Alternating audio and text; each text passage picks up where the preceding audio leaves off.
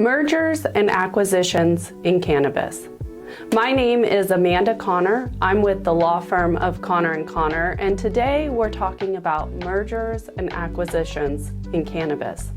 I've been a cannabis attorney over a decade, and so I have seen the legal landscape with cannabis, the cannabis industry change.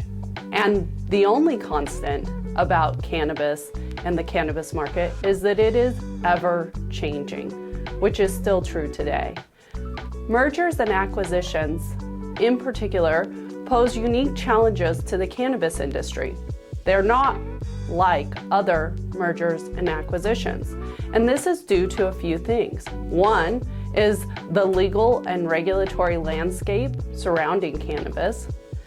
The second is challenges and hurdles in doing due diligence related to the cannabis business that the merger and acquisition relates to. And then there are challenges with valuations and financial challenges particular to the cannabis industry. So let's jump in. Let's talk about mergers and acquisitions in the cannabis industry. As of right now, marijuana is still a Schedule I drug at the federal level. Under the Controlled Substances Act, it has been scheduled as a Schedule I, meaning no medical benefits, and it is illegal at the federal level to possess, to sell, to produce, to acquire cannabis. And thus, the cannabis businesses that exist in so many states across the United States are technically illegal under federal law, and yet they still operate. This contradiction of laws poses a very unique challenge for mergers and acquisitions of cannabis businesses. First, mergers and acquisitions are for the state licensed businesses, right? And each state has its own unique set of laws related to those cannabis businesses and what is permitted to be done. Some states don't allow the transfer of the licenses, or only allow a portion of the licenses to be transferred, or only allow them to be transferred after a period of time of operations. Other states have a process that you have to go through with the regulating body to get approved for an acquisition of a license.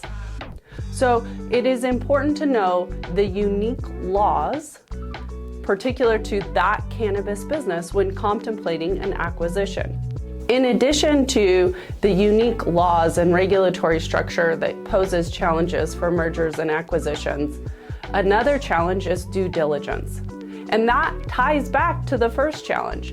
Due diligence is difficult for cannabis businesses because you need to understand the laws and requirements related to that operation to do an accurate due diligence. Is this license at risk of being revoked? Do they have disciplinary history that could impact the valuation of the license and impact that acquisition?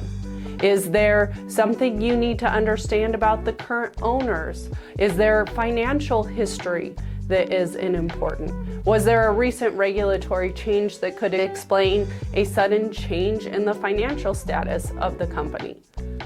All of those due diligence questions should be answered. You need to understand what license or what business you're acquiring or merging with.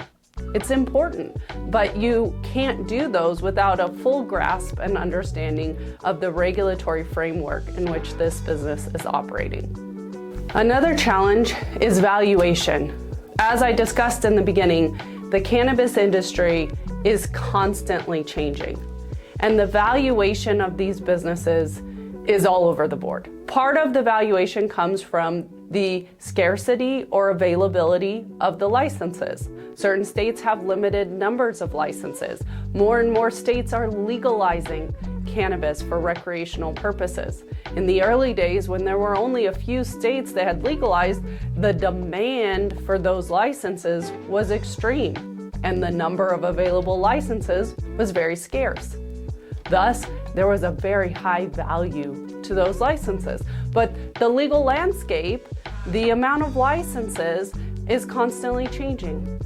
Also, The Farm Bill Act and hemp and intoxicating hemp directly impacts legal state licensed cannabis businesses because the hemp industry can take some of the customers arguably away, or there's value in those businesses as well that plays off the value of the state licensed businesses. So having a true valuation is hard, especially because changes in law can directly affect the viability of the business.